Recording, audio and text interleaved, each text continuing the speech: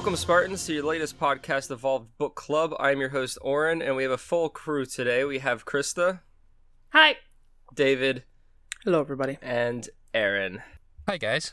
And today we are talking about the most recent Halo novel to be released, which is Halo Bad Blood. Baby, now we got bad blood. I knew it was going to happen. Gosh. I was not expecting that. Guys. So, Bad Blood is the sequel to New Blood, and sort of a sequel to Halo 5 Guardians. So, if you have not played that game, nor have you... Well, yeah, if you haven't read New Blood, then I suggest you either listen to our synopsis and book clubs of those. Otherwise, we're going to go full spoilers for those and into the book. It's an interesting book. It's a little shorter than some of the other novels that have come out. But we have the return of Buck as our protagonist, and we read the story through his voice, which is awesome because he's such a fun character and has a very interesting way of talking about the UNSC and the happenings as opposed to like the more analyticals of the Forerunners and the military tactics of like Kilo 5, so it's a very good perspective. Did anyone else read this book in Nathan Fillion's voice the entire time, or was it just me? Exactly like New Blood. For the most part, even when there was a moment where I had it on audiobook, but even listening it on audiobook, I was still able to have Nathan's voice come out. So I think it's a good testament to Matt as a writer, because it blew me away reading the first book. I was like, wow, this is exactly Buck.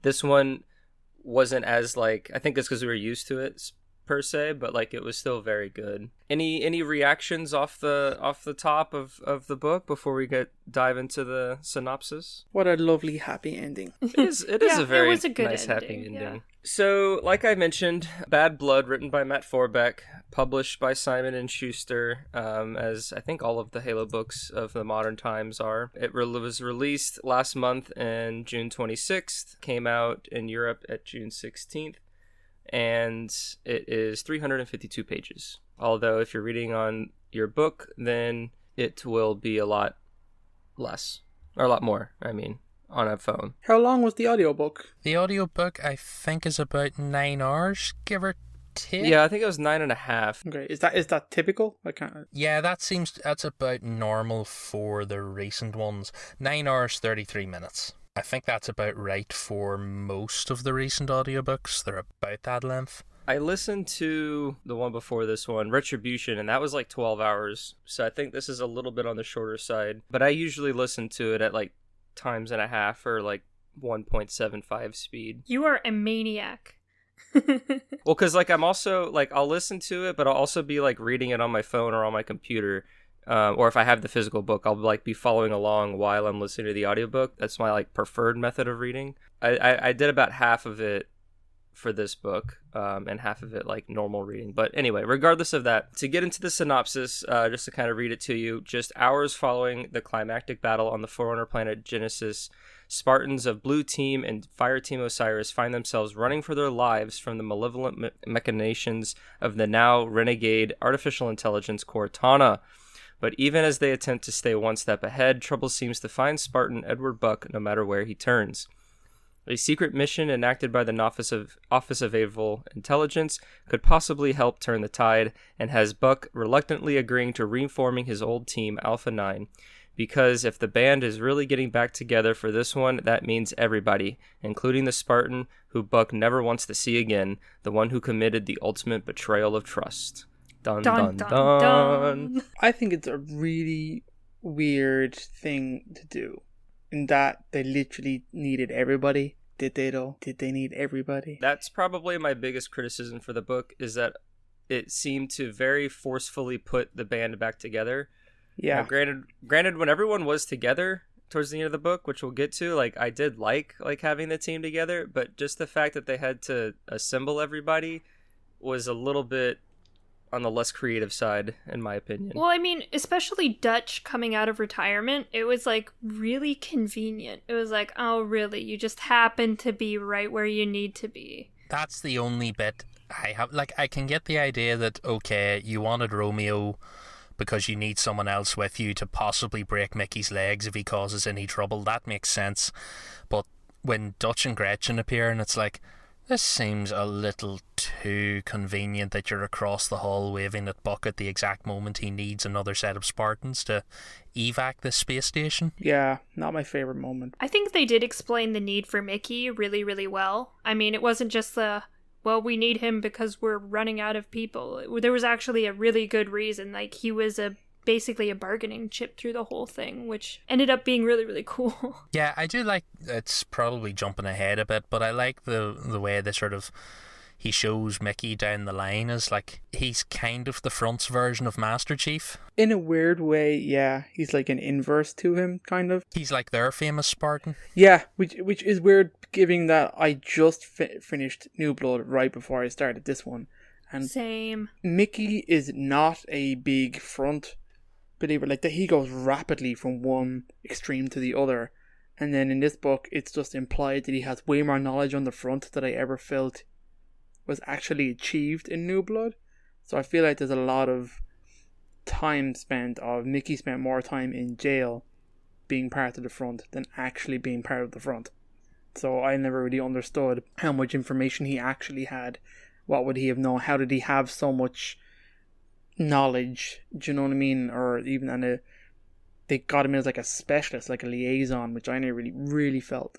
Did he? Did he have that knowledge? Where did it come from? The timelines in New Blood are kind of messed up, like when I Mickey think so, actually yeah. makes contact with the front. You don't really know exactly how long he was being a traitor, so I mean... He kind of, and they kind of address it in this book to where, like, it basically shortly after the end of the Human Covenant War, when they started going back to, you know, insurrectionist movements and stuff, is kind of when Mickey was starting to get the, okay, this is wrong sort of mindset, and it takes a while, or it's what, 3 or 4 years since It's 3 years, I think they said. He was in jail for 3 years. Yeah, so I assume he was in jail practically from the moment they got him back, so... Okay. Because it kind of seems like he didn't really get a trial. It sounds like Musa and that you just wouldn't. locked him up straight away. It's just like, you're a rogue Spartan, you get locked in here and that's it. Well, the fact that they even have a terminology for it, and they probably have very specific criteria of what happens when a Spartan goes rogue. Also, I was deeply curious about the other 2 rogue Spartans that were in jail with him. Yeah, they're just Yeah. mentioned. Yeah, and they really gloss over the fact that they were there. I would love to see like a Fractures type of a story, or a Halo Evolution story that like chronicles their like war crimes. I think that'd be really interesting. Because Mickey was the first Spartan, Yeah, Mickey was the right? first, and there was a male and a First female. traitor. Well, Mickey wasn't the first traitor. Mickey was Yeah, the second traitor. The first traitor is Evolutions, or not Evolutions, Initiation. What do you call that crazy mofo? is it the woman? And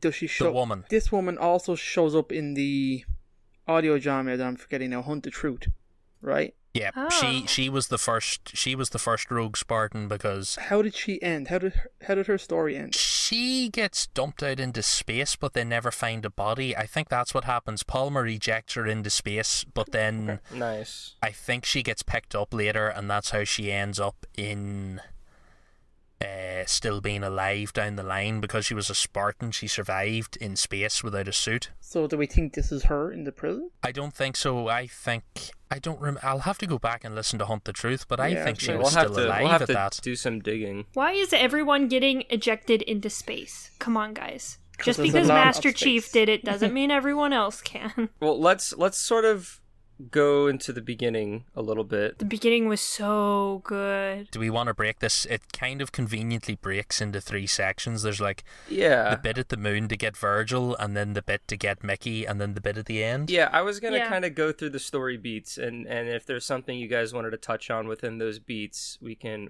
touch on it. And I would say that the first story beat is finishing Halo 5, essentially.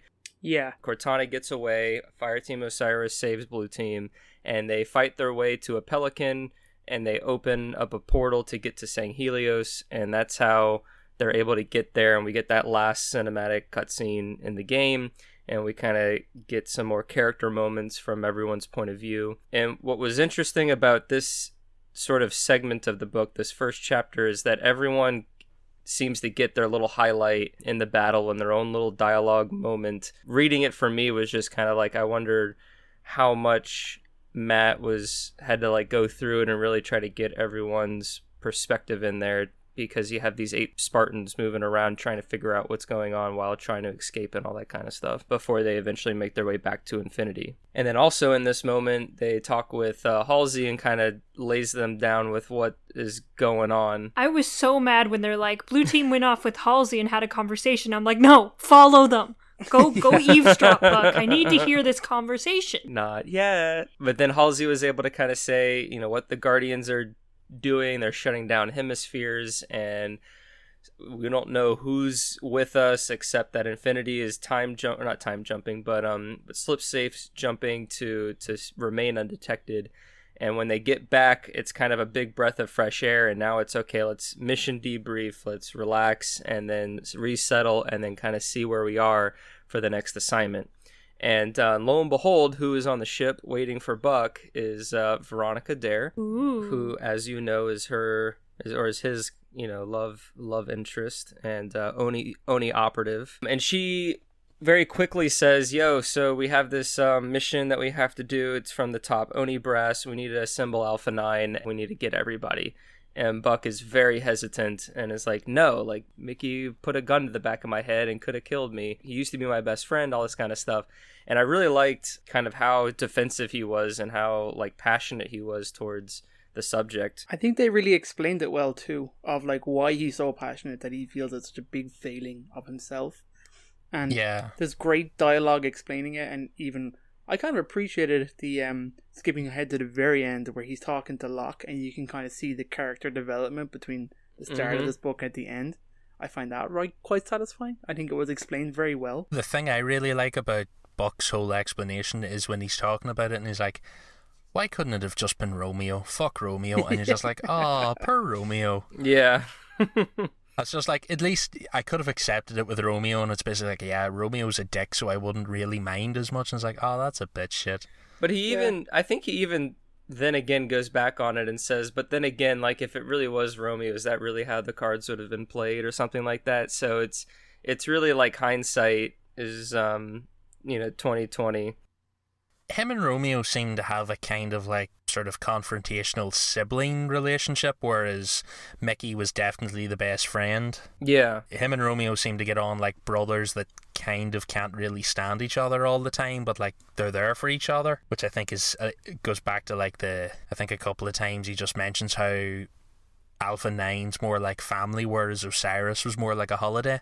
I like that little line he throws in about how his armor said his blood pressure was down 20 points the whole time he served in Osiris. That's funny, yeah. Yeah, that was really funny. So after they have this argument, Buck storms off. He talks to Commander Lasky, or Captain Lasky, and kind of gets his bearings a little bit, and then goes and talks to Veronica again, a little bit more level-headed, eventually agrees to go on this mission, and their first stop is to go get Romeo. So they go and travel to the Grunt homeworld of Balaho. They're outfitted in this kick-ass Condor with stealth systems and slip space capabilities, powered by the slip space engine. That's got so many cool weapons on it, and it just sounds like a perfect setup to like a video game. Yeah, no, it definitely felt like in the way also this is structured, where you have like the opening mission, then you have the cutscene, then you have this next like hot drop where you have to save Romeo. Like this book is kind of structured in that way, where it's like these set pieces and then conversation, set pieces and then conversation, and it did feel very video gamey and quite varied in the typical Halo style of locations and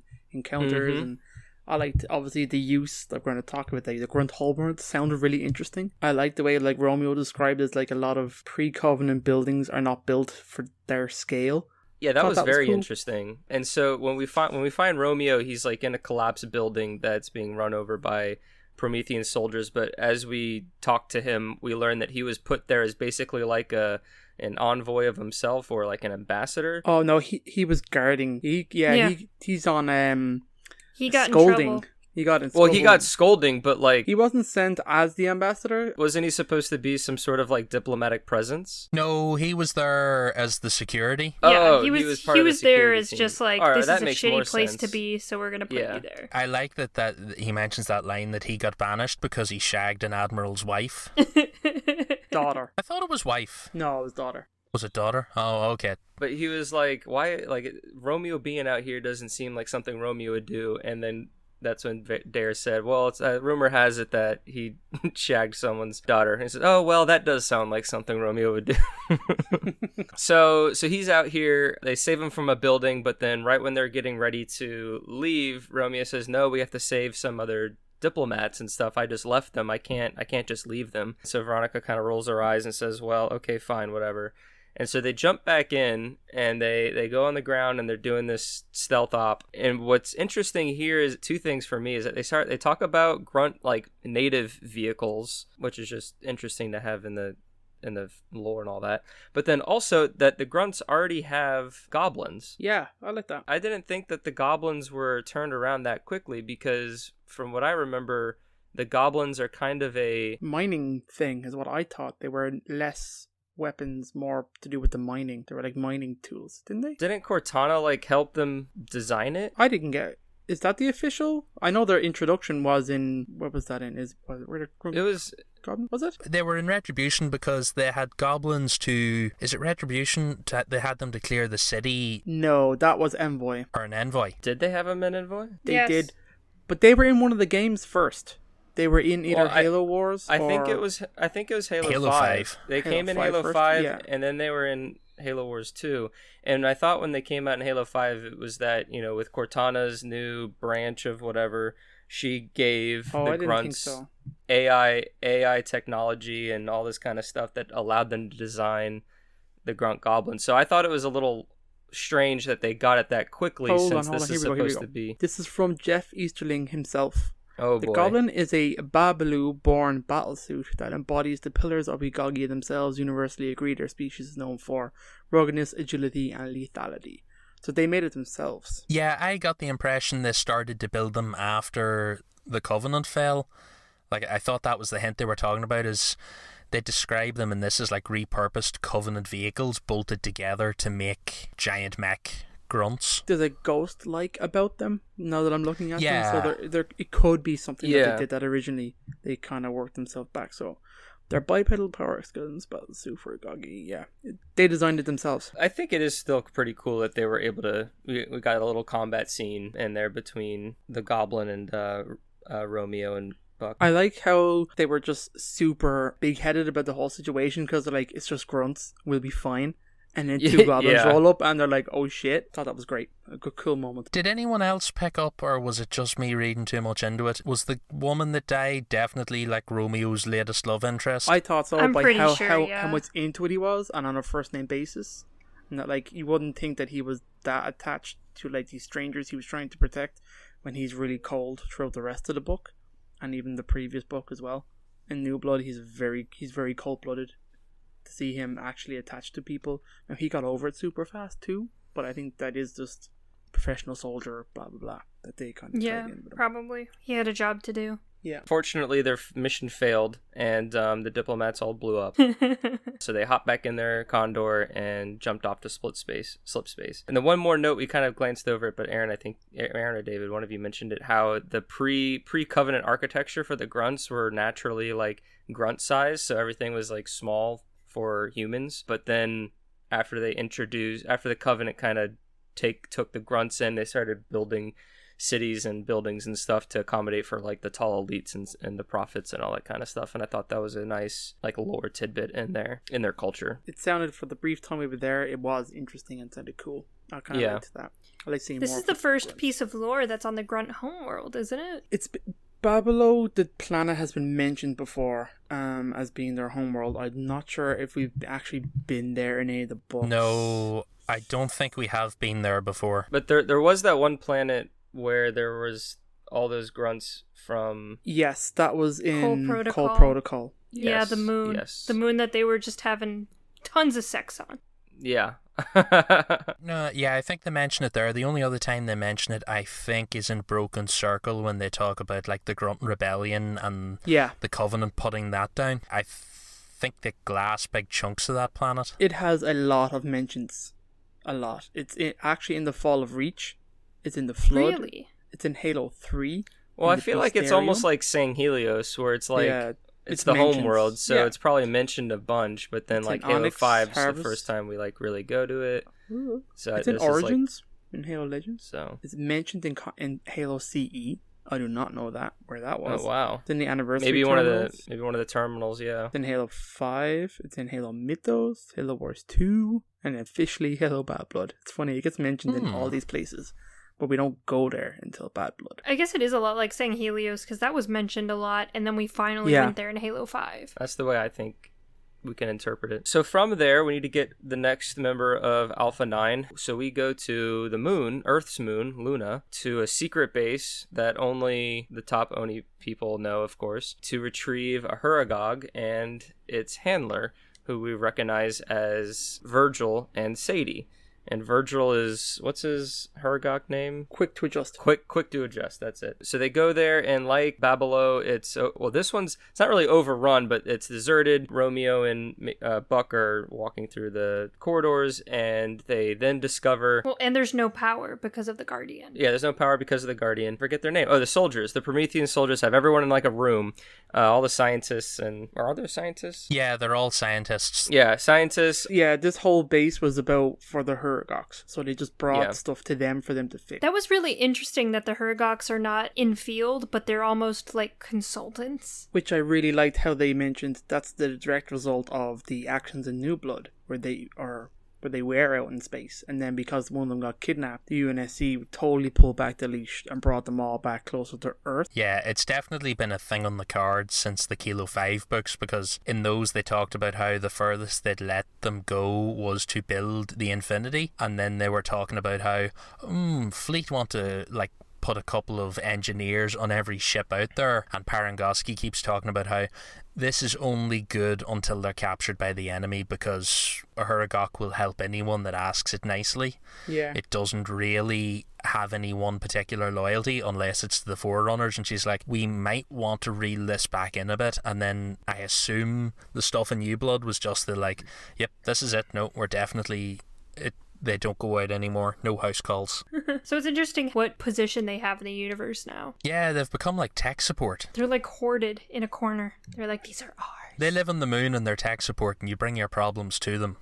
And you book time with them. Like, I like that the way they describe them as like floating supercomputers, and they're like, yeah, you just book time with them like a supercomputer, and it's like, yeah, except there's a few of them. And also, I want to give a shout out here, the difference in speech between the other engineers and Virgil.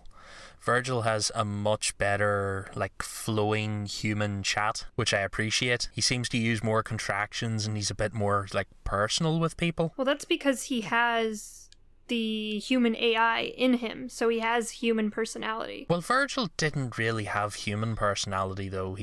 No, but he's designed by a human, like, so still, you'd imagine he's his still, ability. like, he has that appreciation that I like. Yeah, no, it's cool. And they even touch on that, too, later, like, throughout the book, like, just between their his relationship with Sadie and all that. Yeah, he hugs her at one point in the book, and it's like, that's a nice touch. I like that. Yeah. She gets way more screen time in this book, which I like. Because she got no screen time. No, she's not the in book New Blood. or the game. Yeah, when I was reading and it was revealed that Sadie was also here, I was like, oh boy.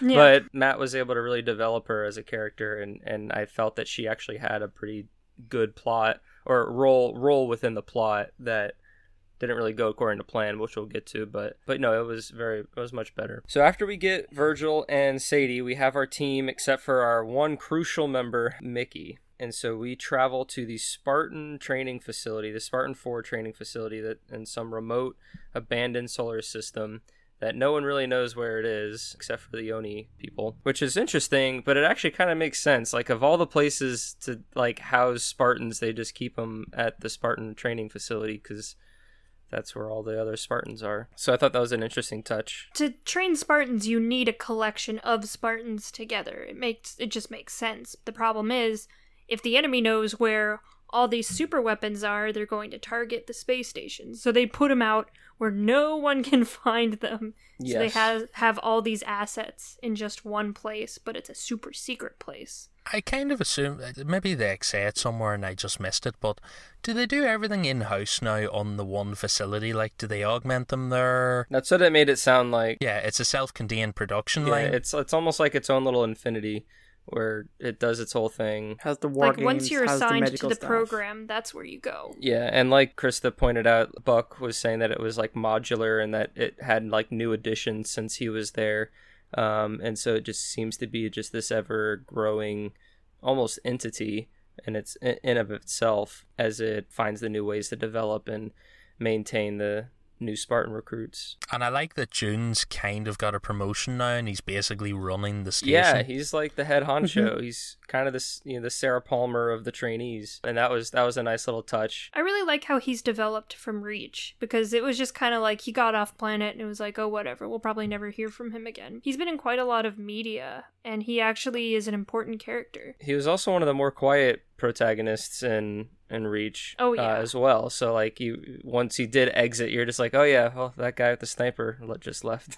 Also, I think it's a really interesting choice to have this Spartan 3, as successful as he is, retire and like still keep him around, as opposed to not an active duty. I think that's a really important kind of statement, and I think they keep him around in terms of the lore and kind of fresh, just to really point that out, that there is that option, that it isn't just you're a Spartan and then you die. I've always found it a bit weird. The one thing I actually find slightly weird, because to go back to those like old Sarah Palmer comics, when they have that fight with the crazy Spartan lady, June never decides to put armor back on. When he retired, did they remove his ability to wear armor? Because at no point does he ever seem willing to put a suit back on. I don't think they removed his abilities, because I think we remember, and I'm blanking on his name, but I know it begins with Or, who was in Nightfall, who was the retired Spartan 2. Yeah. Mm-hmm. And they said there's only, I think there was a comment, but they don't remove, I don't think they can, a lot of stuff. Yeah, especially not for I Spartan feel like 2s. it's irreversible. Yeah, especially the Yeah. Spartan 2s. Well, and I'm sure June, he might have an order not to get in a suit of armor because he is not a Spartan anymore, basically. I don't know, I just find it weird that I kind of assume it's like once you're a Spartan, you're always a Spartan, even if you're retired. But he never seems to have that opportunity. That he never does, but I think that's maybe by choice. And I also feel that there's an element to, if they could do any of that, surely they would have done it to Mickey and the other two Spartans in prison. Why would you leave a Spartan in prison for 3 years? You would rip all that shit out, you'd imagine. Yeah. Yeah, I do like how a Spartan-III is teaching the Spartan-IVs, because it wouldn't make sense for a Spartan-II to train them, because they're too valuable. I don't know, I suppose you could still have someone train them. Like, there have to be other Osmonds out there. You didn't need to be an active duty Spartan, I don't think, to kind of train them. Well, the two that we have that we really know of is Musa himself and Osman, who are pretty high-ranking, and now I suppose June high-ranking officials. But in terms of like Spartan 2s, I don't know if there's that many alive that There's failed. not anymore, no. Like, I mean, in terms of the failed class, I know they did mention that they rolled them out into other positions, but I guess they haven't cropped up yet, so maybe, who knows? I don't know, I kind of think like for the theory and stuff, Spartan 2 is probably the best, but ideally you want Spartan 4s to teach them how to use the armor, because you want someone that understands what they've gone through.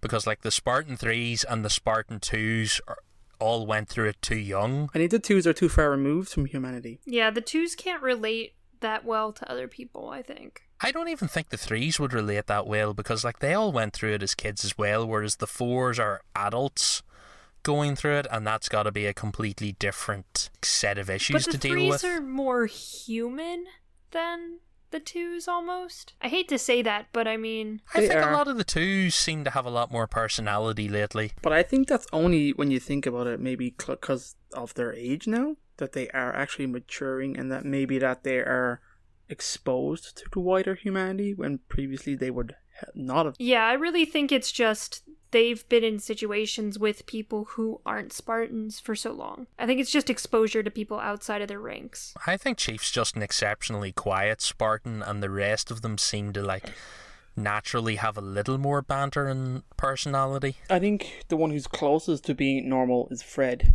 And I Yes, think definitely. very much Linda is just Linda and will always be Linda. And Kelly is unknown. There's not a lot written about her. And I think Chief is very much after 4. They just said he pretty much ostracized himself. And it's just like he wants no. I don't think you can't see him doing anything recreational with like anyone else. No, he's just the stoic hero. Yeah, I think he very much keeps himself apart of it from everybody else.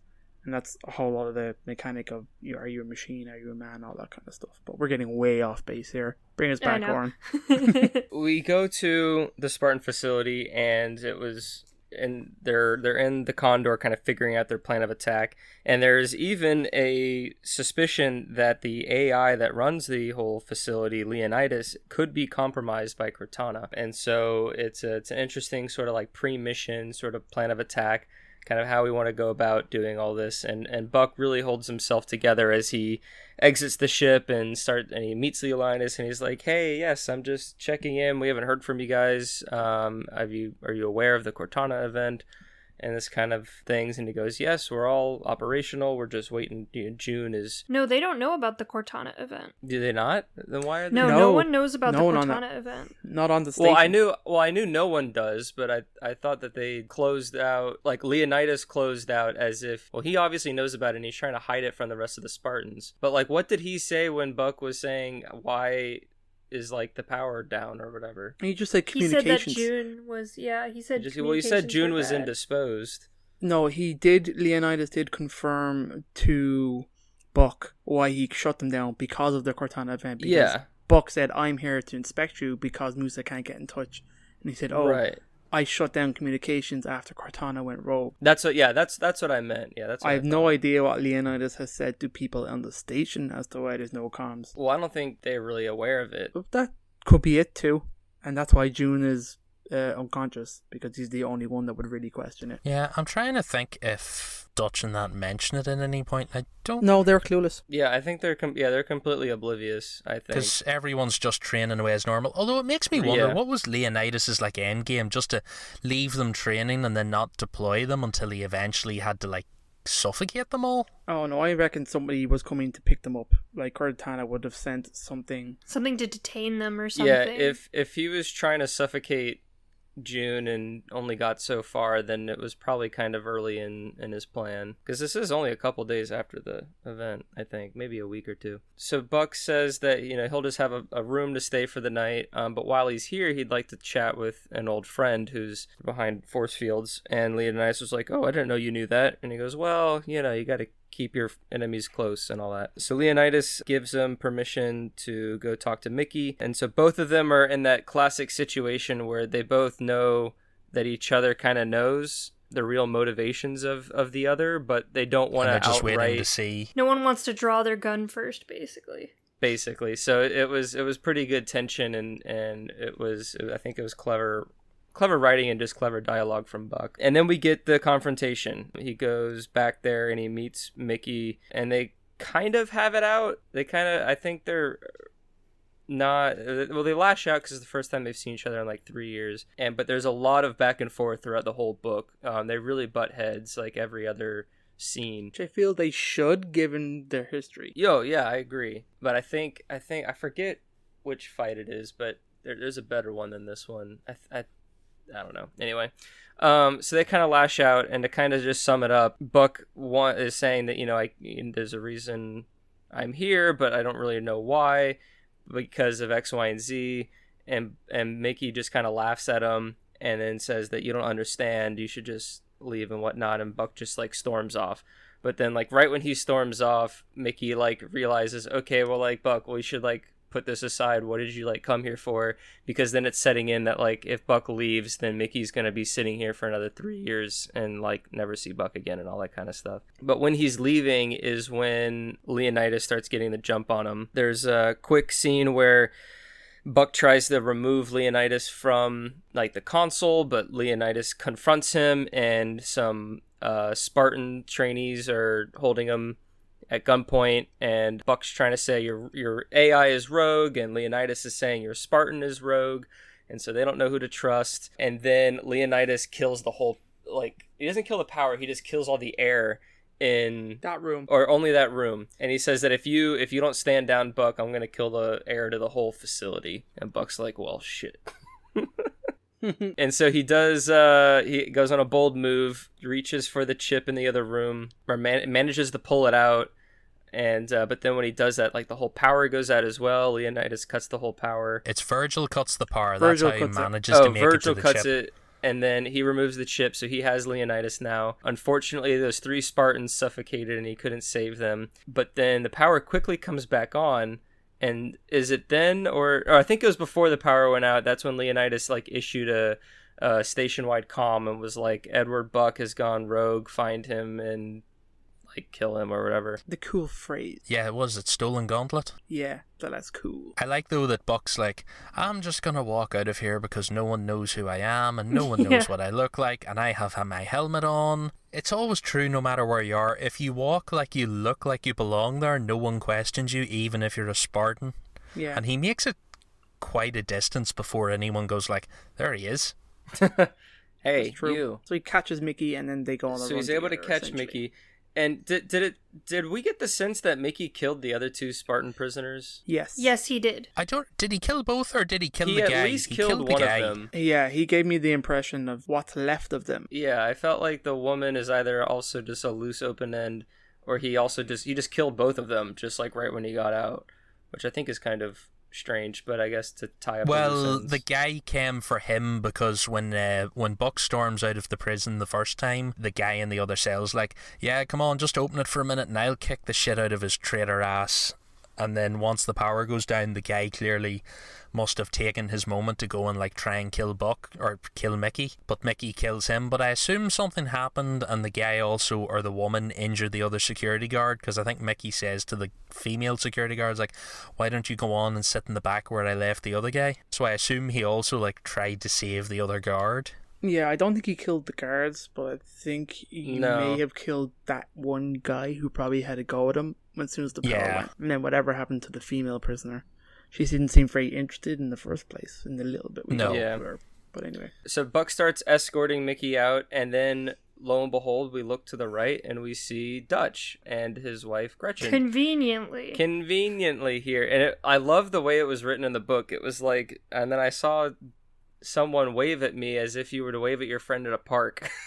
And it was like, And he just like- waves and back. he just waves It's back. like- It's like this awkward, hey. So Gretchen and Dutch are able to sneak him through another way around all the gunfire, and they are able to hop on the Condor and quickly get out of there. And as they're leaving, June wakes up because after the whole power situation, the air kicks back on and was like, well, thanks for visiting, Buck, and helping us out. But by the way, if you're carrying a prisoner, he's your responsibility. And Buck's like, well, I don't know what you're talking about, but you may want to check your AI because you may or may not be compromised. And by the way, Cortana and whatever, he didn't really say Cortana, but like it was an interesting sort of exchange where they were talking to each other, but like He kind takes of the AI with indirectly. him. Yeah, they beat around the bush. At what point did he not crush him before he left? Well, he yeah. crushes the AI, but he says that you should like investigate your like the stability of your network or something because I think he's like, I think Buck says something along the lines of, you might want to run, is basically the gist of it. It's like, you might want to run like fuck because I think, people he are was casually probably saying, coming. you've been compromised, I think, more Yeah. so than anything else. Also, serious question, but surely that station, once Leonidas was taken out, surely every Spartan there should be evac to the Infinity straight away. It's like, even a half-trained Spartan seems like it might be slightly useful. Yeah, I don't know. Because they had no slipspace ships there, so I don't know how June planned to evacuate everyone. He said he had a plan, so I don't know. Mm, Maybe it was Portals? to get into communication with Infinity, and then figure out what to do from there. They could take I guess. a random jump over there in the midst of their other random jumps. I think they mentioned it at some point as well, but I totally never copped this in Halo 5, but that scene at the end of Halo 5 when Cortana appears, I never realised that planet was Earth. I assumed didn't? that was a colony. No, Oh, I no, I never always put thought that two and was two Earth. together. No, And I think I it's never realised that also Earth got hit that hard. in like Roshback's world, I think they mention it as well. That's when she comes to Earth and wrecks shop and they go on Yeah. or whatever. And I think they also mentioned as well that Oni didn't lose any AIs to Cortana. I don't think they said Oni. I think... I do remember reading something along those lines. I assume that's something to do with Rossback's world and the suitcase of like AI chips that Osmond leaves with. But I find it kind of impressive that none of the main Oni AIs decided to be tempted over.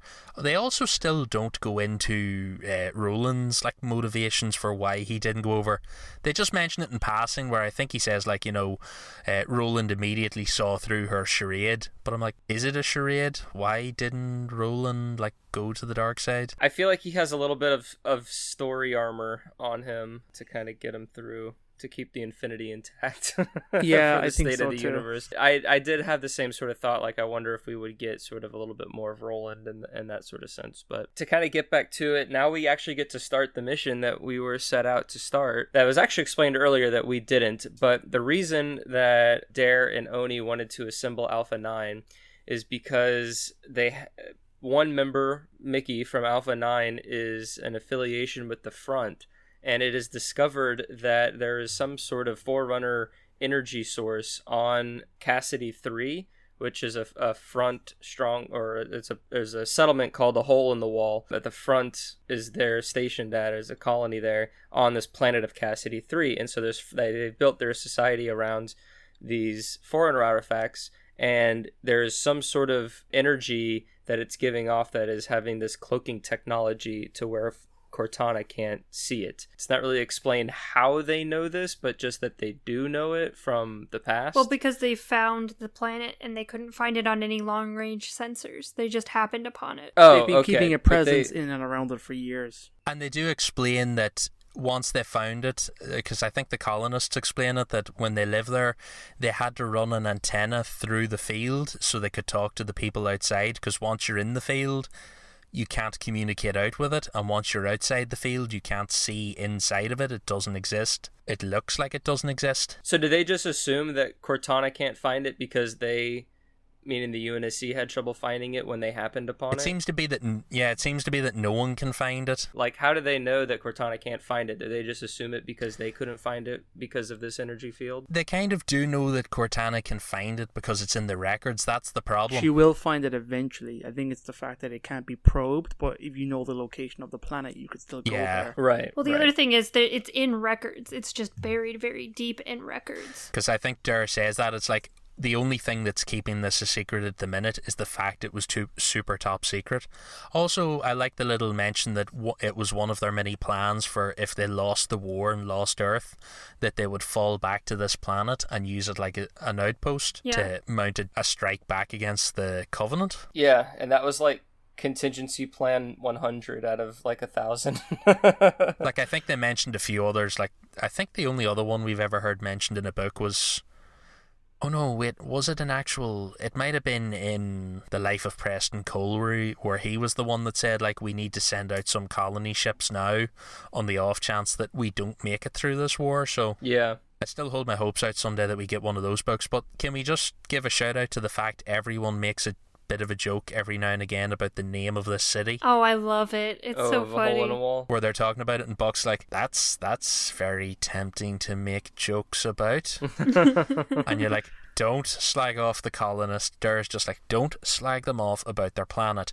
Even if their town is basically glory hole. Do not mention it.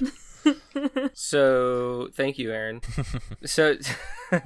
They need Mickey so then they can establish a relationship with the Front once they make contact, because if secret Oni ship with Spartans just happenstance on their doorstep, they're just gonna pretty much just blow them away because they don't want anything to do with them, and they've even threatened that once they actually do meet. After they get clearance to land, there's kind of a big confrontation that's handled very diplomatically with guns raised and between Dare and their governor, or no, the mayor. The mayor, yeah. Mayor, I forgot her name. Nah, not important. She's really not important. Yeah, she's not as good as the governor from Envoy. Oh, she was so good. I like the some shout-outs they give to, like, I felt like it was an Easter egg when they're talking with this governor at one point, and someone says to her, like, surely you must have some defenses, and she's like, look, it's not like I have a nuke under my desk, and I'm just like, is that a shout out to Envoy that they conviously had a nuke? It felt like it. Which is great. great. But yes, I did kind of catch that too. They talk. They put some differences aside when it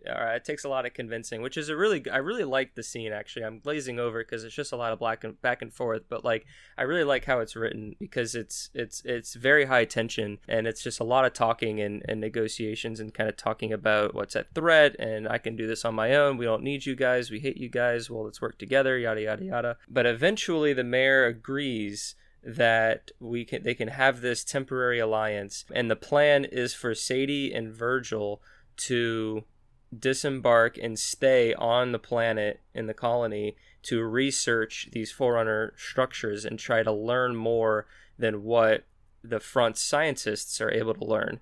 And in exchange, once that information is learned, they will give Mickey back to the front, essentially. They're kind of holding him hostage now. I like both his reaction and Sadie's reaction to the deal. I thought it was really interesting. Yeah, they both were like, what the hell? Really?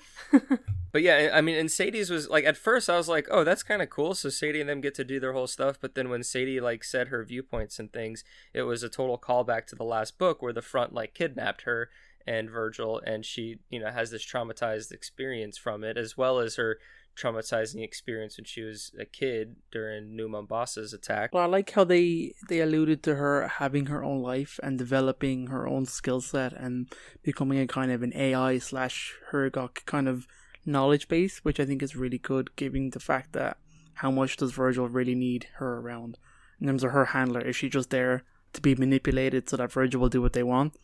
I like that there's more to her character than just that now. Props to Matt for doing something with her a bit more than what she was. I agree. So unfortunately, right before they're able to enact this agreement, Virgil finds that hidden within Gretchen's Spartan armor suit is a fragment of Leonidas, and in turn, there's a fragment of Leonidas in Dutch's suit, which means, is there a fragment of Leonidas in every Spartan trainee suit? Because then that would mean that he's not really dead. Yeah, this is kind of the fear they have, because they mentioned it at one point. It's like, if we gather up enough of these chips and he reunites, can he reassemble himself from the offshoots? I got the impression that he's dead now. That is well, he is dead, but they're kind of like, if we reassemble all these bits of Leonidas, does it make like a weird bastardized version of Leonidas where we've reassembled him from fragments? I feel like if the only 2 Spartans in the whole facility that he put chips in happened to be the only 2 Spartans, that would can't help. Be true. Like I just have a hard time thinking that they would write that. And I kind of like the idea that all of these other Spartan armors are compromised or potentially could be compromised, and only Alpha 9 knows. And maybe they debrief that in their whole mission when they get back to Infinity at the end, and they're able to kind of address that. That's become a big thing in the Halo universe, though, is AIs hiding out in Mjolnir armor. Or anywhere, but I get the feeling that, the only reason Buck is Leonidas free is because he graduated and left before Leonidas made it to the station, and only for that he would probably have a chip as well. They find this fragment, and Leonidas was able to send out some sort of distress signal and call a Guardian to their position. And then everyone was just like, oh, fuck, what did we do? There was a tense moment where even the people in the book and myself were waiting to see if it was Cortana showing, which I actually thought would happen. I found that moment quite interesting, that everybody was immediately relieved that she didn't come, but still screwed because the Guardian did. Yeah. And I was actually glad that Cortana didn't come, because I kind of didn't want to see part, if not all, of her wrath in a book, because I feel like it would kind of take away from whatever they gain. Because there's this whole sort of, not controversy, but discussion over how much you put in the books and how much you put in the games, and I felt that having the first piece of medium after the direct sequel, after the latest game, to kind of have Cortana and her full capabilities, I felt would be a little too much too quickly. I think that this book did a good job at because they're trying not to segregate the community at this point. They're trying to keep, be able to play the games and still understand what's going on in the universe. I feel like this book did a really good job at just kind of giving more of a backstory to, hey man, these Guardians are really scary and they can do a ton of stuff. I think my only fear with this was I was afraid it was going to be the Warden Eternal was going to show up. I didn't think they were going to send Cortana, but I was thinking They'll send him. He'll be the person that appears and does all this. I thought the whole time it would just be a guardian. There was no spokesman for because they talked about how the Guardian would send an envoy down to like talk to the locals on the planet, but there definitely was no representative. I mean, that was kind of what Leonidas was, though, right? I think it was just Leonidas just saying, hey, come here and destroy everything, instead of Cortana sending out a guardian pacifier. I very much got the impression that this is a weak spot for Cortana and her plans, and that he was sent to destroy this weak spot, not necessarily pacify another colony. So I got the impression that he came for a specific job that Leonidas was able to talk around, I guess. That there's no need to go further in this or whatever. Yeah. Well, you mean at the end there, when they made the deal? Yeah, when they made the deal with Leonidas. Yeah. But then again, I don't know how much of Leonidas would have maintained that deal, and obviously Buck didn't trust him. Right. Also, Leonidas gets fucked. That's what I meant. I was so to so get happy. to that, we're missing one more beat before that, and we can talk about it. So the Guardian starts attacking, kills all the power, and we have this brief little moment where Buck's like, funnily enough, my Mjolnir armor is still working, and my gun is operating well, but everything else seems to not work. Yeah, I think they explain that in Legacy of Onyx. They explain that when the Guardian there wipes out the power, the engineer in Onyx, whose name I can't remember, he explains how small things and certain things with self-contained power don't die. It seems to be more power generation and mains power and big reactors. So ships seem to die, but sidearms and guns and suits of armor don't seem to be affected. It's the same reason I think why like emergency lights work, because I think that's what they talk about in Legacy of Onyx. It's like the emergency lights in the settlement are still on, and then they start to realize that like the handguns still work and stuff. Although it's kind of, it is a little convenient, but I think that's how they explain it off, is it has to be power generation above a certain size. Yeah, I'm sure once more media gets out, they'll kind of develop it a little bit more. It was funny and sort of like, okay, because the prose through how Buck was like talking, and so where it wasn't giving you this more scientific explanation that you would get in a sci-fi novel, but you're kind of giving the sarcastic response of Buck kind of saying, huh, convenient. But once the Guardian blacks out this half the hemisphere, the new plan is to get the Condor back up and running with the help of Virgil, and then transport the front's top grade pilots to the other side of the planet that hasn't been disrupted, where their ships are being held, so then those ships can be taken and used as a distraction for the Guardian, while more civilians and scientists are funneled to the same place where other evacuation... to a different place, to where there's... where the fighter jets are on... Fighter jets are elsewhere, but then they go... So then Virgil goes and fixes all the shuttle ships and evacuation ships, and to get everybody off planet. And so they do all that. There's a lot of fighting, a lot of talking, a lot of arguing, and they get everyone off, and then they open up... then they're like at this kind of stalemate, so to speak, where the Spartans are ready to leave, but then the mayor's like, well, I guess we'll just fight now. Dare's like, well, you could surrender yourself to the Guardian, and that would stop the conflict, but that would introduce, more problems, and it's the whole reason why you guys rebelled against the unified Earth government. I like the mayor's answer to her, and that is like, we're well used to fighting massive superpowers that are far above us. We'll be fine resisting Cortana. She makes so many jabs at the UNSC, it's great. While we're on the subject of talking about the colonists and their attitudes, can we bounce back slightly to just before they go out to the airstrip? They're at like I think it's the police station, or it's like it's the civic building or whatever it is, this concrete building, and the mayor's there, and Buck and all are talking to them like, look, can we get guns and can we get ammo? And she turns around to like her head of security and she's like, what can you do? And the head of security turns around to his men and he's like, Team 1, can you go get armor, the biggest suit of armor we have from Mickey, and then he turns around to the guy, he's like, Team 2, can you get these symbols of oppression all the bullets they need? Yeah.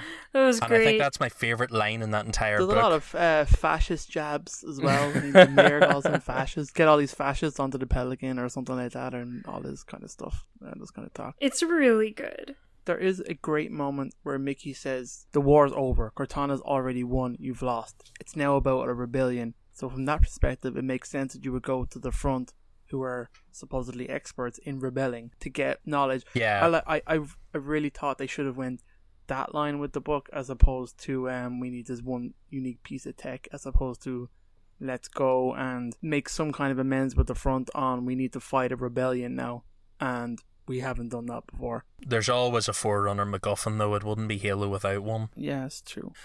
When they're talking in that little scene earlier, and Buck, I forget the exact line he says, but he says something, and the mayor turns around and goes like, are you calling us rednecks?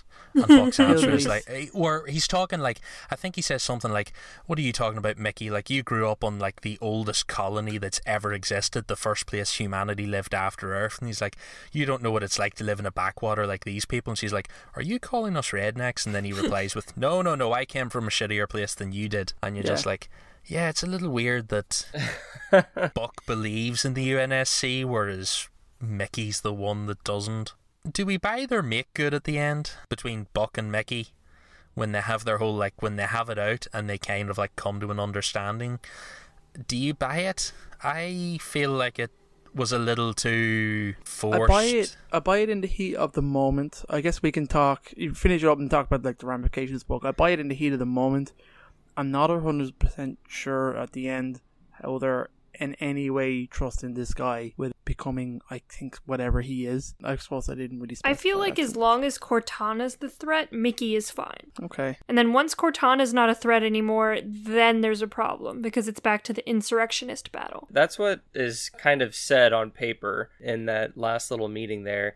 But I think I kind of agree with David to where, like, even though that's kind of the setup, to me, like, the way they kept butting heads and how passionate they are, like, I'm still not 100% sold that they really would have kind of let their differences go aside. Like, I feel like it was in the long term. Yeah, in the long term. I feel like it was a little on the convenient side, and the way it was worded to just kind of appease the conclusion. Now, that's not to say that, like, in whatever comes after this, which we'll get to, they're going to be like their usual selves. I mean, there's probably going to be some form of disagreement and conflict and ideologies. That's just kind of remain to be seen. But I do kind of think that this book kind of does take some things, not for granted, but just like there's some stepping stones to the plot that it just takes, and it doesn't fully develop it to get there. Really glosses over 1 or 2 points in terms of they're okay now. Great. Well, I feel like it ended off at like a juncture that they could continue the story and delve into it more. But I definitely. feel like as the universe stands now, like, I think they put their differences aside right now. Who knows how long that's going to last? It's like, for the good of, for the good of the universe, we will venture onward, humanity, kind of thing. I don't know, it feels like they had an end goal they wanted this book to go to at all costs, where it was like, the end of this book has to be that Alpha 9 is back together, and that's where we're going. I don't know, I just don't completely Maybe they're buy making it. another ODST game. Let's finish the climax and we'll talk about the ending.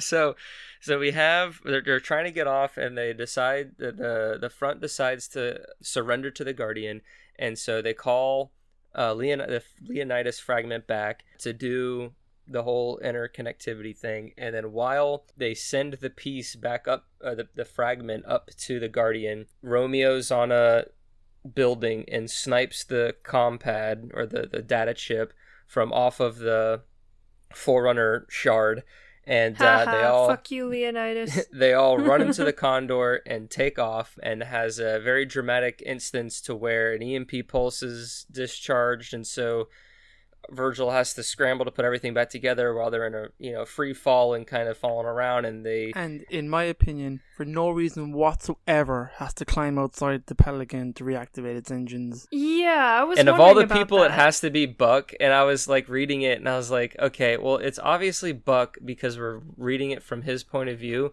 But like realistically, if that were Osiris, would Locke like go out there? Like, I don't know, would Master Chief go out there? Like, I don't know. It just felt like the leader of the fire team shouldn't be the one to go escort Virgil off the ship and to repair the engine. The thing I didn't like about it is they call out in the scene earlier that Buck gets his jump jets damaged by a Promethean, and he's like, oh, well, it's not like I'm going to need those anymore. Yeah. And then you're like, oh, you've got to go outside the ship.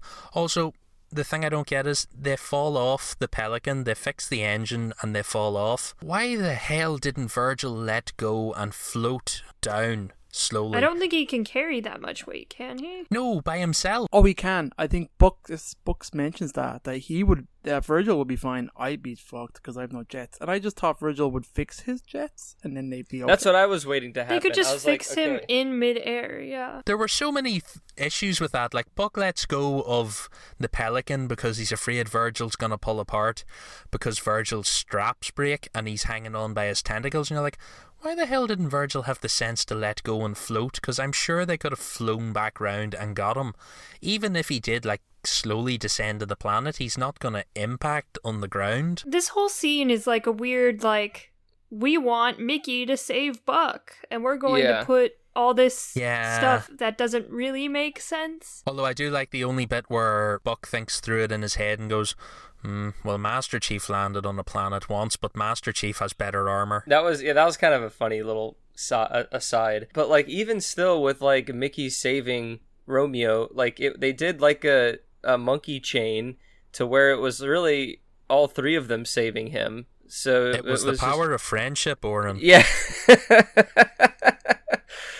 So yeah, this whole moment, I was just like, okay, whatever. I guess that's how you give it one last little tension. I think they could have got to the same effect if it had have been Mickey climbed out of the ship without armor and took Virgil to repair it. Yeah, that would have been something. Well, Mickey couldn't have because they were like in high altitude, so he probably would have passed out. Well, yeah, he didn't have a suit. He's a Spartan. He could have probably survived. It had to be Mickey saving Buck so that Buck could come to the conclusion that Mickey's not a bad guy. And just put Gretchen out there. Gretchen didn't do much.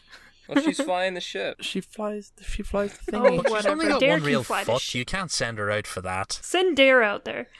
Make her do it. So after the what'd you call it, Aaron? The saved by friendship. The power of friendship. The power of friendship. After the power of friendship, they all get in their Condor and somehow find the Infinity, get back to the Infinity, and big ol' sigh of relief. And there's some questions that are going on about what's going to happen to Mickey. Well, we'll just see what happens. Buck talks with Locke and Lasky, and it is a nice scene, but again, kind of that we've already discussed. That's Lasky and Palmer.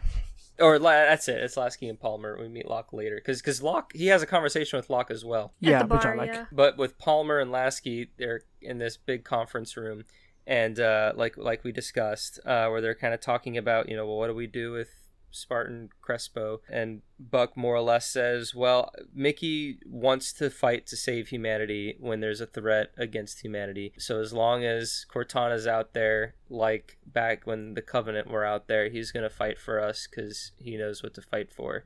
It just comes with... He doesn't like humans fighting humans. That's yeah, the whole yeah, thing. exactly. Yeah, he doesn't like humans fighting humans. And Palmer kind of gives like a nod, and Lasky's like, okay, well, we'll consider this, and kind of leaves it that way. What does the book suggest? Something of a liaison between the two. It doesn't make it sound like he's asking him to be a Spartan. Before we get all that, it's kind of just set, okay, well, we're trying to make Mickey a nice guy.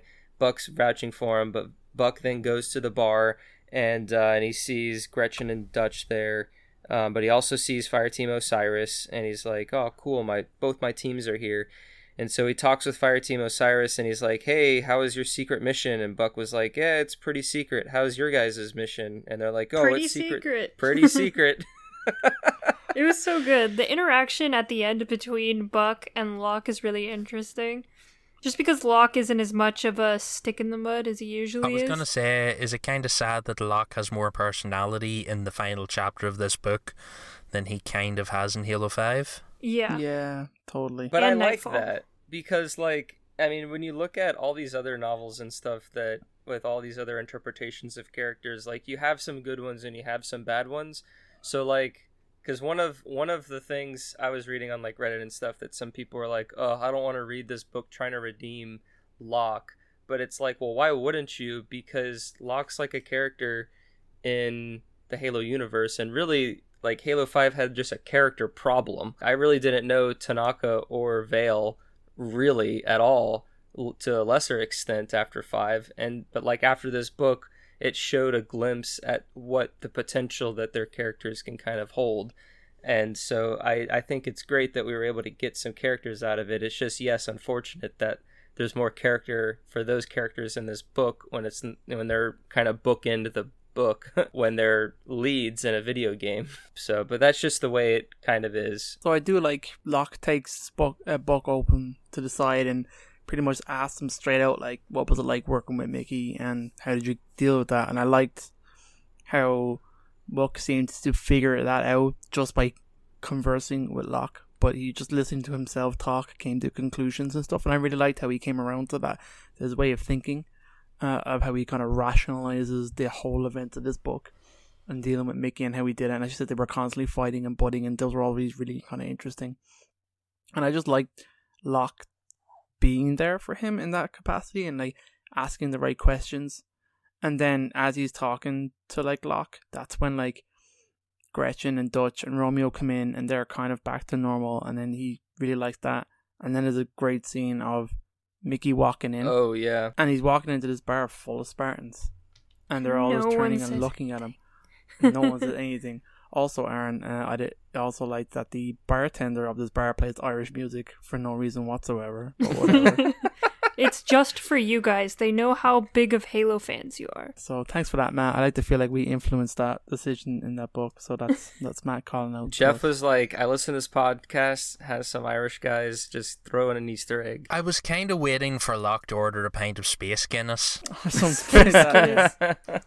Instead of a whiskey, it's like, what are you having, Locke? I'll have a Space Guinness. I'll have that Space Guinness, please. That'd be pretty funny. I did like that moment, and it felt tense. I liked what Buck did, how he brought him in and gave him somewhere to go. I kind of feel like it was really stupid of Mickey to walk into this bar. I don't know what he was expecting to happen. I suppose he was maybe looking just for the only people left that he likes. Although I like when he sits down, Buck turns around to him and is like, this is Locke. Locke used to kill people like you. Oh, I love that was moment. funny. And he's just sitting there, it's just like, he's waiting for Locke to reply, and it's just like, say something. Oh, if he's any friend of Buck's, he's a friend of mine. And I was like, oh, okay. The great moment of banter between Buck and Locke, like, do you know what I mean? I got that good impression that they worked well together in this kind of banter. So I like that they're all drinking and having somewhat fun. And then Dare comes in. And then this book takes another turn. So, Krysta, do you want to say it? It sounds like it's your favorite part. They get married. I just thought it was really funny how they just dared each other to get married. It's like, what are you so afraid of? But I liked that they were building to it. Like, it was a nice, tug of war is what I was going to say. Well, this whole book was them trying to figure out their relationship. Even New Blood was them trying to figure out their relationship and where they stood in this universe. But then again, even ODS teased them trying to figure it out. I don't like the idea that they're settled down now. I like it better when they're arguing. Which is they're not settled down. They're not settled down. They're just married. Which Veronica says there's no difference between married and not married, since our lives won't change in either way, which is a good justification for it, I guess. But like in terms of like arguing with Buck or convincing him that this is required. Yeah, or I think she was also just kind of saying that like it only means something for like the amount that you want to put into it or something like that. Like, because there was the whole thing where throughout the book she was like, do you really want to go without life saying that you haven't married me, or would you want to go through life saying that like you got married and then like died or something? Well, it was like, do you want to die married or do you want to die single? And he was just focusing on, if Dare is left a widow or if he's left widowed or whatever. It's like he was thinking of leaving each other instead of dying together. I thought it was a little weird that Roland did the thing, but I don't really know who else I would. kind of wanted so. Lasky to come down and do it, honestly. I thought that would have been more impactful. I felt if Lasky came down to do it, then I'm like, what is going on in this bar where every character that we know in this whole universe is walking in for this one wedding that's going to be so On perfect. this It's ship just like the that's- Cheers music plays and everyone walks into the bar. Yeah. And then Cortana appears and says, "Congratulations!" Yeah, I know. I was just waiting for that, but like, I was glad that it didn't include more characters just strolling in and this being a bigger event. It's like that illustration that they made back in like the Halo 3 era where it has all of the Halo characters at like a campfire. Not a Christmas? campfire, but yeah, the Christmas card. Yeah. Yeah, the campfire. Actually, do you know what would have been nice to fit in with the last few novels? Because it's been a bit of a trend. I wish we had have had a cameo from Osmond and she married them. Because Osmond seems to show up at almost the end of every novel. So if she had like appeared to talk to Durham, been like, I can marry you too. But hurry up, I got a meeting somewhere else. Then she just disappears. I like that it ended on a happy note though, and even that there's a lot of character progression. I get the sense in the book, like even between New Blood and Bad Blood, reading the back to back were really suited, and I liked how things changed very quickly. I mean, Matt did write Mickey right back into it, and I think we remember giving him shit for like making Mickey the bad guy, and now Mickey's just been turned around again to a certain extent of being brought back in. I wonder if that was always the plan. It probably Just being was. a complicated guy. Yeah. As Yeah. not necessarily a good or a bad, but just a conflicted person. I like that he's in the middle there, and that kind of suits with, let's say, where Envoy ended up. That we have that mix of like the independent Connolly, the Sangheili that are there, plus the UEG that are there. That there is diplomats out there, and there is just something happening in this kind of mix of all this craziness. But also, I think it's really cool that I get the impression that books Spartan-9 is now kind of Gretchen, Dutch, Romeo, and himself.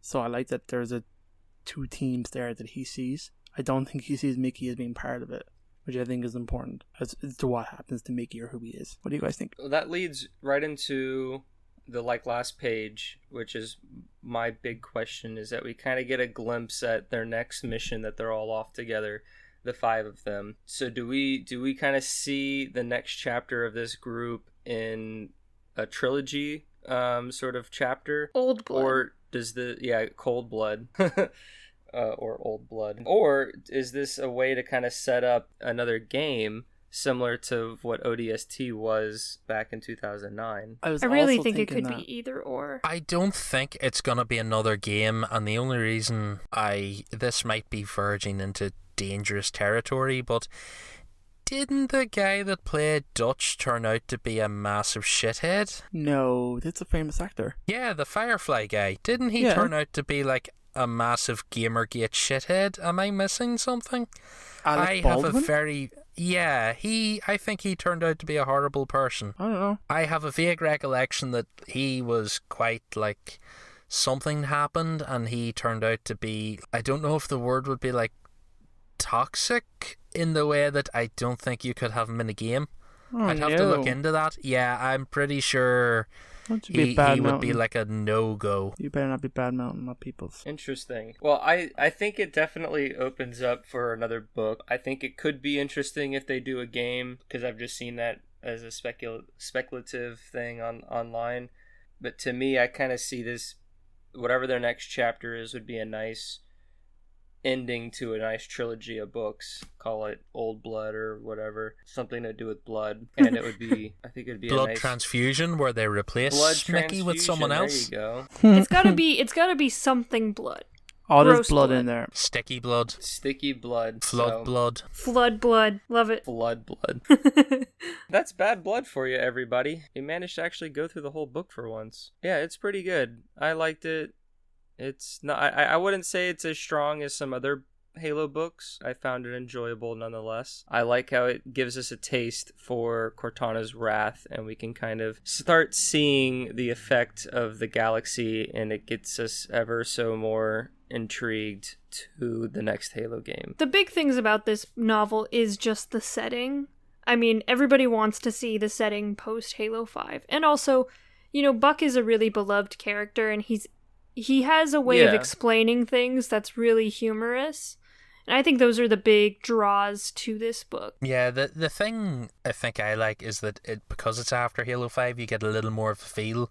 Because ever since Halo 5, I've really struggled to like decide, was it post-apocalyptic, sort of like how brutal was the Guardians? Because you get the occasional stuff in like little tidbits of lore and you're like, okay, it seems like life is still going on like normal. Like when we got some of the new Halo 5 maps and they talked about how like there's still mining going on like colony worlds and things are still happening, but then like you read bits of this. You said that you'd be surprised by how many people caved in. So there's probably a lot of normal life as with a lot of them maybe like Guardians and Cortana rebuilding in certain places. Yeah, but it seems like you don't get any sort of like normal human life with that. Like Earth seems to have had the shit knocked out of it and all these other things. So like I've had a bit of trouble figuring out just what sort of scale of poop hit the fan in all of this. Well, we don't know yet, and also the galaxy is a really big place and Cortana doesn't have infinite Guardians, so